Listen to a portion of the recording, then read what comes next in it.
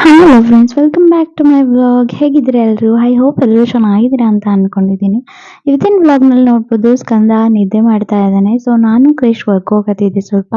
So ಅವನ್ನ ಮಲಗಿಸಿದ್ದೀನಿ, ಅಂದರೆ forcefully ಆಗಿ ಅಲ್ಲ, ಅವ್ನು ಮಲ್ಕೋದೆ 12 o'clock ಆಗುತ್ತೆ. ಸೊ ಅವನ್ನ ಮಲಗಿಸಿ ನಾವು ಹೊರಡ್ತಾ ಇದ್ದೀವಿ. ಒಂದು 3 o'clock ಅಷ್ಟರಲ್ಲಿ ಎದ್ದಿರ್ತಾನೆ. ಸೊ ಅಷ್ಟರಲ್ಲಿ ರಿಟರ್ನ್ ಆಗಬೇಕು ನಾವು. ಸೊ ಆ ಒಂದು 3 hours ಅಲ್ಲಿ ನಾವು ಸ್ವಲ್ಪ ಶಾಪಿಂಗ್ ಮಾಡೋದಿದೆ. ತುಂಬ ದಿನ ಆಯಿತು ಶಾಪಿಂಗ್ ಮಾಡಿ. ಆ್ಯಂಡ್ ಸ್ಕಂದನ್ಗೆ ಒಂದು ಚೇರ್ ತರಬೇಕು ಅಂತ ಅಂದ್ಕೊಂಡಿದ್ದೀನಿ. ಬಿಕಾಸ್ ದಿಮ್ಮೇಲೆಲ್ಲ ಹತ್ತೋದು ಕೂತ್ಕೊಳ್ಳೋದು ಮಾಡ್ತಿದ್ದಾನೆ. ದಿಮ್ಮೇಲೆ ಕೂತ್ಕೊಂಡಾಗ ಏನಾಗುತ್ತೆ, ಈ ಕಡೆ ಮಾಡೋದು ಬೀಳೋದು ಈ ಥರ ಎಲ್ಲ ಮಾಡ್ತಿದ್ದಾನೆ. ಸೊ ಒಂದು ಚೇರ್ ತರಬೇಕಿತ್ತು, ಮೇಯ್ನಾಗಿ ಅದಕ್ಕೆ ಅಂತಲೇ ಹೋಗ್ತಾ ಇದ್ದೀವಿ. ನೋಡೋಣ ಯಾವ ಥರ ತಗೊಳ್ಳೋದು ಅಂತ. ಆ್ಯಂಡ್ ಈ ಒಂದು ವ್ಲಾಗ್ ಹೇಗಿರುತ್ತೆ ನೋಡಿ. ಸೊ ಇವಾಗ ಹೋಗ್ತಾ ಇದ್ದೀವಿ. ಆ್ಯಂಡ್ ಮೈಸೂರಲ್ಲಿ ಯಾರಾದರೂ ನೋಡ್ತಾ ಇದ್ರೆ ವ್ಲಾಗ್ನ ಯೂಸ್ಫುಲ್ ಆಗುತ್ತೆ ಅಂತ ಅಂದ್ಕೊಂಡಿದ್ದೀನಿ. ಏನಪ್ಪ ಅಂದರೆ 2 ಹೆಲ್ಮೆಟ್ ಇರಬೇಕು ಇವಾಗ. ಇಬ್ರಿಗೂ ಕೂಡ ಹೆಲ್ಮೆಟ್ ಇರಲೇಬೇಕು. ಇಲ್ಲಾಂದರೆ ಎಲ್ಲ ಕಡೆ ಕ್ಯಾಮ್ರಾನ ಫಿಕ್ಸ್ ಮಾಡಿಬಿಟ್ಟಿದ್ದಾರೆ. ಫೋಟೋ ಹೊಡೆದು ನಿಮಗೆ ಬರುತ್ತೆ. ನಿಮಗೆ ಫೈನ್ ಕೂಡ ವಾಟ್ಸಪ್ಪಲ್ಲಿ ಬರೋ ಅಂಥ ಚಾನ್ಸಸ್ ಇರುತ್ತೆ. 1000 ಫರ್ ಹೆಡ್ ಅಂತ ಇರುತ್ತೆ. ಸೊ ಸುಮ್ಮನೆ ಯಾಕೆ 1000 ರೂಪೀಸ್ ವೇಸ್ಟ್ ಆಗುತ್ತೆ ಅಲ್ವಾ? ಅದ್ರ ಬದಲು ಒಂದು ಹೆಲ್ಮೆಟೇ ತೊಗೊಂಡು ಹಾಕೋಬೋದಲ್ವಾ? ಸೊ ಹಂಗಾಗಿ ಹೇಳಿದೆ. ತುಂಬ ಜನರಿಗೆ ಅವೇರ್ನೆಸ್ ಆಗಿದೆ ಇದು. ಈ ಮಂತ್ ಫಸ್ಟ್ ವೀಕಲ್ಲಿ ಅನಿಸುತ್ತೆ ಮೇ ಬಿ ಸ್ಟಾರ್ಟ್ ಆಗಿದ್ದು, ನನಗೂ ಕರೆಕ್ಟಾಗಿ ಗೊತ್ತಿಲ್ಲ. ಬಟ್ ಆವಾಗಿಂದ ನಾವು ಹಾಕೊಂಡು ಹೋಗ್ತಾ ಇರೋದು. ಫಸ್ಟೆಲ್ಲ ಒಬ್ಬರೇ ಹಾಕೊಂಡ್ರೆ ಸಾಕಾಗ್ತಾ ಇತ್ತು. ಇವಾಗ ಇಬ್ಬರು ಕೂಡ ಹೆಲ್ಮೆಟ್ ಹಾಕೇ ಇರಬೇಕು.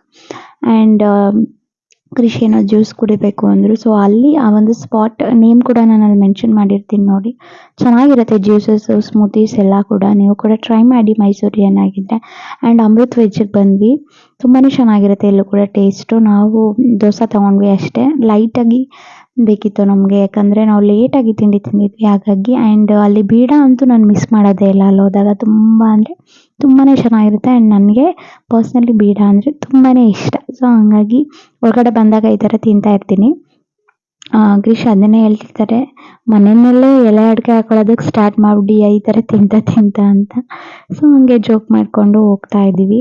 ಆ್ಯಂಡ್ ಅಲ್ಲಿ ವಿಶಾಲ್ ಮೆಗಾ ಮಾರ್ಟು ಮತ್ತು ಈಸಿ ಡೇ ಎರಡಕ್ಕೂ ಕೂಡ ನಾನು ಹೋಗಿದ್ದೆ. ಬಟ್ ಎರಡನ್ನೂ ಶೂಟ್ ಮಾಡೋಕ್ಕಾಗಲಿಲ್ಲ, ಅಷ್ಟೊಂದು ಕ್ರೌಡ್. ನಾವು ಸಂಡೇ ಹೋಗಿದ್ದಲ್ವಾ, ತುಂಬ ಜನ ರಶ್ಶು. ವಿಶಾಲ್ ಮೆಗಾ ಮಾರ್ಟಲ್ಲಂತೂ ನಾವೇನು ಜಾಸ್ತಿ ನಾನು ತಗೊಳ್ಳೇ ಇಲ್ಲ, ಸ್ವಲ್ಪ ತೊಗೊಂಡೆ. ಬಿಕಾಸ್ ಅಲ್ಲಿ ಬಿಲ್ಲಿಂಗ್ಗೆ ಒಂದು ಅರ್ಧ ಗಂಟೆ 1 hour ಕಾಯಬೇಕು. ಈಸಿ ಡೇಯಲ್ಲೂ ಅಷ್ಟೇ, ಬಿಲ್ಲಿಂಗ್ ಸ್ವಲ್ಪ ಬೇಗ ಆಗ್ತಿತ್ತು. ಅಲ್ಲಲ್ಲೇ ಆ ಒಂದು ಫ್ಲೋರ್ಸಲ್ಲೇ ಆಗ್ತಾಯಿತ್ತು. ಸೊ ಹಂಗಾಗಿ ಸ್ವಲ್ಪ ಬೇಗ ಆಗ್ತಿತ್ತು.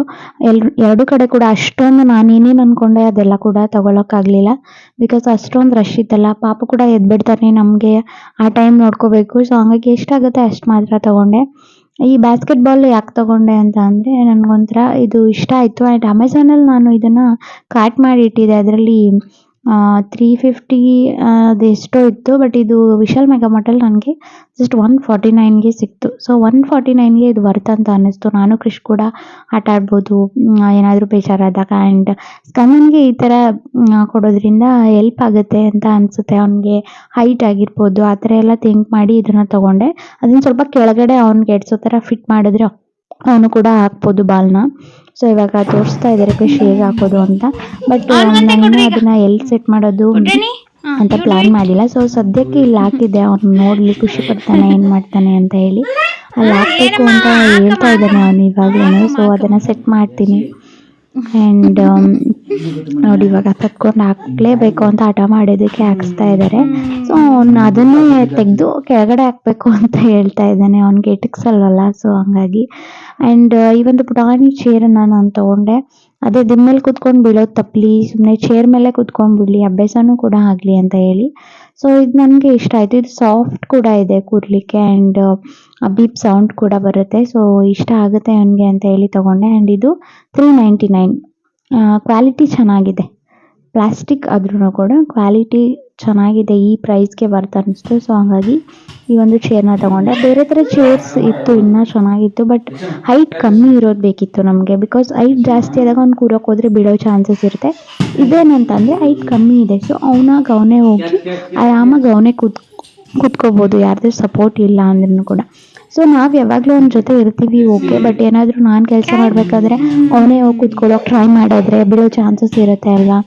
ಸೊ ಅದೆಲ್ಲ ಥಿಂಕ್ ಮಾಡಿ ನಾನು ಸ್ವಲ್ಪ ಹೈಟ್ ಕಮ್ಮಿ ಇರೋದೇ ತೊಗೊಂಡೆ. ಅವನೇ ಹೋಗಿ ಆರಾಮಾಗಿ ಕೂರಬೇಕು ಆ ಥರ ಚೇರು. ಅವನಿಗೆ ಇಷ್ಟ ಕೂಡ ಆಯಿತು. ಆ್ಯಂಡ್ ನಾನು ಏರ್ ಡ್ರೈ ಮಾಡೋ ಅಂಥ ಟವಲ್ ಇದನ್ನು ತಗೊಂಡೆ. ಸೊ ಇದು ಗೊತ್ತಿಲ್ಲ ನನಗೆ, ಫಸ್ಟ್ ಟೈಮ್ ತೊಗೊಂಡಿದ್ದೀನಿ ಅಲ್ಲಿ ನೋಡಿಬಿಟ್ಟು ಟ್ರೈ ಮಾಡೋಣ ಅಂತ ಹೇಳಿ. ಸೊ ಈ ಕಲರ್ ನನಗಿಷ್ಟ ಆಯಿತು. ಸೊ 2 ತೊಗೊಂಡೆ, 99 ಅಷ್ಟೇ ಇದು. ಸೊ ಹಾಗಾಗಿ 2 ತೊಗೊಂಡೆ. ಇಲ್ಲೊಂದು ಆ್ಯಂಡ್ ಅಮ್ಮ ಮನೆಗೆ ಹೋದಾಗ ಒಂದು ಯೂಸ್ ಮಾಡ್ಬೋದು ಅಂತ ಹೇಳಿ. ಎಷ್ಟರ ಮಟ್ಟಿಗೆ ಅದು ವೆಟ್ನ ಡ್ರೈ ಮಾಡುತ್ತೆ ಹೇರ್ ವೆಟ್ನ ಗೊತ್ತಿಲ್ಲ, ಟ್ರೈ ಮಾಡಿದಾಗ ನಾನು ಹೇಳ್ತೀನಿ. ಆ್ಯಂಡ್ ಒಂದು ಬೆಡ್ ಸ್ಪ್ರೆಡ್ ಬೇಕಿತ್ತು. ಇವಾಗ ವೀಕ್ಲಿ ಟ್ವೈಸ್ ನಾನು ಬೆಡ್ ಸ್ಪ್ರೆಡನ್ನು ಚೇಂಜ್ ಮಾಡ್ತಾನೆ ಇರ್ತೀನಿ ಸ್ಕಂದ ಇರೋದ್ರಿಂದ. ಸೊ ಹಾಗಾಗಿ ಒಂದು ಎಕ್ಸ್ಟ್ರಾ ಇರಲಿ ಅಂತ ತೊಗೊಂಡೆ. ಆ್ಯಂಡ್ ಒಂದು ಸಾಫ್ಟ್ ಆಗಿರೋವಂಥ ಒಂದು ಟವಲನ್ನು ತೊಗೊಂಡೆ. ಏನಕ್ಕೆ ಅಂದರೆ ತುಂಬಾ ಸಾಫ್ಟ್ ಆಗಿರೋ ಟವಲ್ ನನಗೆ ಕೃಷ್ಗೆ ಇಬ್ರಿಗೂ ಕೂಡ ಇಷ್ಟ ಆಗುತ್ತೆ. ಸೊ 2-3 ಏನೋ ಇತ್ತು ಅಷ್ಟೇ, ಇನ್ನೊಂದು ಬೇಕಿತ್ತು. ಸೊ ಹಂಗಾಗಿ ಇನ್ನೊಂದು ತೊಗೊಂಡೆ. ಪಾಪು ನೋಡಿ ಹೆಂಗಾಡ್ತಾ ಇದ್ದಾನೆ. ಇವನು ವಿಡಿಯೋ ಮಾಡೋದಕ್ಕೆ ಅಮ್ಮ ಅಮ್ಮ ಅಂತ ಹೇಳಿ ಕೂಗ್ತಾನೆ ಇರ್ತಾನೆ, ನೀವು ನೋಡ್ಬೋದು ಇದರಲ್ಲಿ. ಸೊ ಆ ಸೌಂಡ್ಗೆ ನನಗೆ ವಿಡಿಯೋಸ್ ಮಾಡಿಟ್ಬಿಡ್ತೀನಿ, ಬಟ್ ವಾಯ್ಸ್ ಕೊಡಬೇಕಾದ್ರೆ ಸಖತ್ ಕಿರಿಕಿರಿ. ಇದನ್ನು ನಾನು ಮಾರ್ನಿಂಗ್ 6:30 ವಾಯ್ಸ್ ಕೊಡ್ತಾ ಇದ್ದೀನಿ, ಬಿಕಾಸ್ ಅವನು ಎದ್ಬಿಡ್ತಾನೆ ಅಂತ. ಒಂದೊಂದಿನ 7 o'clock ಹೇಳ್ತಾನೆ, ಒಂದೊಂದಿನ 9 o'clock ಹೇಳ್ತಾನೆ. ಹೇಗೆ ಅಂತ ಹೇಳೋಕ್ಕಾಗಲ್ವಲ್ಲ. ಸಮ್ಟೈಮ್ಸ್ ಏನಾಗುತ್ತೆ 9 o'clock ಹೇಳ್ತಾನೆ ಅವನು ಇವತ್ತು ಅಂತ ನಾನು ಅನ್ಕೊಂಡು ಮಲಗಿಸ್ಬಿಟ್ಟು ಮಾಡ್ಬೋದು ಅಂತ ಹೇಳಿ ಅನ್ಕೊಂಡಿರ್ತೀನಿ, ಬಟ್ ಆಗೋದೇ ಇಲ್ಲ. ಸೊ ಹಂಗಾಗಿ ನಾನು ಎದ್ದ ತಕ್ಷಣ ವಾಯ್ಸ್ ಕೊಟ್ಬಿಡೋಣ ಅಂತ ಹೇಳಿ ಕೃಷಪ್ಪ ನೆಕ್ಸ್ಟ್ ಕೆಲಸನೇ ವಾಯ್ಸ್ ಕೊಡ್ತಾ ಇದ್ದೀನಿ. ಅದಾದ್ಮೇಲೆ ಕಿಚನ್ಗೆ ಎಂಟರ್ ಆಗೋಣ ಕೆಲಸಕ್ಕೆ ಅಂತ ಹೇಳಿ. ಸೊ ಹಂಗೆ ಆ್ಯಂಡ್ ಕೋಮ್ ಕೂಡ ತೊಗೊಂಡೆ. 3 ಕೋಮ್ಸ್ ಇತ್ತು. ಸೊ ಕೋಮ್ ಇರಬೇಕು ನನಗೆ ಜಾಸ್ತಿ, ಎಲ್ಲಾದರೂ ಹೋಗ್ಬೇಕಾದ್ರೂ ಕೂಡ ಬೇಕಾಗುತ್ತೆ. ಆವಾಗ ನಾನು ವಾಶ್ ಮಾಡಿ ತೊಗೊಂಡು ಹೋಗೋಕ್ಕಾಗಲ್ಲ, ಹೊಸದಿದ್ರೆ ಹೆಲ್ಪ್ ಆಗುತ್ತೆ ಅಂತ ಹೇಳಿ ಅದೊಂದು ತೊಗೊಂಡೆ. ಅದು ಆಫರಲ್ಲಿ ಇತ್ತು, 99 ರೂಪೀಸ್ ಅನಿಸುತ್ತೆ. 3 ಕೋಮ್ ಇತ್ತು, ಅದಕ್ಕೆ ತೊಗೊಂಡೆ. ಆ್ಯಂಡ್ ಇವಾಗ ನಾನು ನೈಟ್ ಕ್ಯಾಪ್ಚರ್ ಮಾಡಿಕೊಂಡೆ, ಸ್ವಲ್ಪ ರೆಸಿಪಿನ ಕ್ಯಾಪ್ಚರ್ ಮಾಡೋಣ ಅಂತ. ಇದು ಕೂಡ ಅರ್ಧಂಬರ್ಧ ಆಯಿತು, ಸ್ಕಂದ ಬಿಡಲಿಲ್ಲ. ಸೊ ಹಾಗಾಗಿ ಅಷ್ಟನ್ನೇ ಹಾಕಿದ್ದೀನಿ. ಬಾಳೆಕಾಯಿ ಪಲ್ಯ ಮಾಡ್ತಾ ಇದ್ದೆ. ನೈಟು ಕೃಷ್ ಬರೋದೇ ಲೇಟ್ ಆಯಿತು. ಸೊ ಹಲಸಿನಣ್ಣು ಕುಯ್ತಾ ಇದ್ದಾರೆ ಇವಾಗ. ಸೊ ಹಲಸಿನಣ್ಣು ಬಂದು ನನಗೆ ಸಖತ್ ಅಂದರೆ ಸಖತ್ ಫೇವ್ರೇಟ್ ಅಂತಲೇ ಹೇಳ್ಬೋದು. ಆ್ಯಂಡ್ ಸ್ಕಂದನಿಗೂ ಕೂಡ, ಅವನು ಕೂಡ ಹಲಸಿನಣ್ಣು ತಿಂತಾನೆ. ಮಾವನಿಗೂ ಆ್ಯಂಡ್ ಹಲಸಿನಣ್ಣು ಅಂದರೆ ಅವನಿಗೆ ತುಂಬಾ ಇಷ್ಟ. ಏನು ಬಂಗಾರಿ, ಏನು ಬೇಕು ನಿನಗೆ? ಸೊ ಇಲ್ಲಿ ನೋಡಿ ವಾಯ್ಸ್ ಕೊಡ್ತಿದ್ರು ಅವನು ನಾನು ಮಾತಾಡಬೇಕು ಅಂತ ಹೇಳಿ ಅವನು ಕೇಳ್ತಾ ಇದ್ದಾನೆ ಮೈಕ್ನ. ಆ್ಯಂಡ್ ಒಂದು ಮೈಕ್ ಕಾಲ್ ಮಾಡಿದ್ದಾಯ್ತು, ಈ ಮೈಕ್ ಸಿಗೋವರೆಗೂ ನಂಗೆ ವಾಯ್ಸ್ ಕೊಡೋದಕ್ಕಾಗದೆ ಪೆಂಡಿಂಗೇ ಉಳ್ಕೊಂಡ್ಬಿಟ್ಟಿದೆ ವಿಡಿಯೋಸ್. ಈಗ ಮತ್ತೆ ಇದನ್ನು ಕೇಳ್ತಾ ಇದ್ದಾನೆ. ಕೃಷ್ಣಡಿ ಹೇಗೆ ಕಟ್ ಮಾಡ್ತಾ ಇದ್ದಾರೆ ಅಂತ ನೀವು ನೋಡ್ತಾ ಇರ್ಬೋದು. ಅಂದರೆ ಅದೇನೋ ಯೂಟ್ಯೂಬಲ್ಲಿ ನೋಡಿದ್ರಂತೆ ಕಟ್ ಮಾಡೋದನ್ನ ಈಸಿಯಾಗಿ ಮಾಡ್ಬೋದು ಅಂತ ಹೇಳಿ ಮಾಡ್ತಿದ್ದಾರೆ. ಫಾರ್ ದ ಫಸ್ಟ್ ಟೈಮ್ ಲೈಫಲ್ಲಿ ಅವರು ಹಲಸಿನಣ್ಣನ್ನ ಕಟ್ ಮಾಡ್ತಾ ಇರೋದು. ಮನೆಯಲ್ಲಿ ಮಾವನೇ ಮಾಡ್ತಿದ್ರು ಯೂಶಲಿ. ಸೊ ಇವಾಗ ಏನಂದ್ರೆ ಮಾವಂಗೆ ಹುಷಾರಿರ್ಲಿಲ್ಲ, ಸೊ ಹಂಗಾಗಿ ಇವರೇ ಕಟ್ ಮಾಡ್ತಿದ್ದಾರೆ ಇವತ್ತು.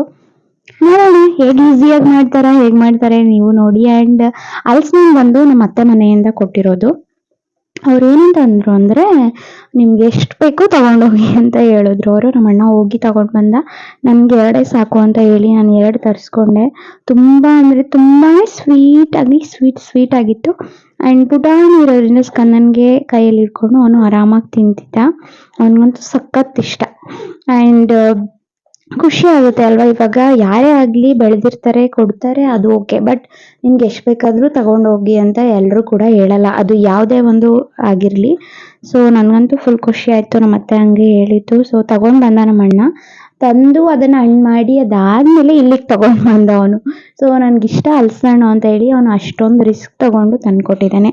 ಸೊ ಈ ವಿಡಿಯೋ ಅವನು ಕೂಡ ನೋಡ್ತಾ ಇರ್ಬೋದು, ಅವನಿಗೂ ಕೂಡ ಥ್ಯಾಂಕ್ಸ್ ಹೇಳೋಕ್ಕೆ ಇಷ್ಟಪಡ್ತೀನಿ. ಆ್ಯಂಡ್ ನಮ್ಮ ಅತ್ತೆ ಮಾವ ಅವ್ರೇನು ವಿಡಿಯೋಸ್ ನೋಡಲ್ಲ, ಬಟ್ ಫ್ರೂಟ್ಸನ್ನು ಅವರು ನಮಗೆ ತಲುಪಿಸ್ತಾರೆ. ಯಾವಾಗ ಬೆಳೆದ್ರು ಕೂಡ ಅಷ್ಟೇನೆ. ನಾವು ಮೈಸೂರಲ್ಲಿದ್ದೀವಿ, ಅವ್ರ ಊರಿಂದ ಸ್ವಲ್ಪ ದೂರನೇ, ಬಟ್ ನಮ್ಮ ಅಣ್ಣನ ಮನೆಗಾದರೂ ಅವರು ತಲುಪಿಸಿರ್ತಾರೆ. ಸೊ ಅಲ್ಲಿಂದ ನಮಗೆ ಹಣ್ಣು ಬರುತ್ತೆ.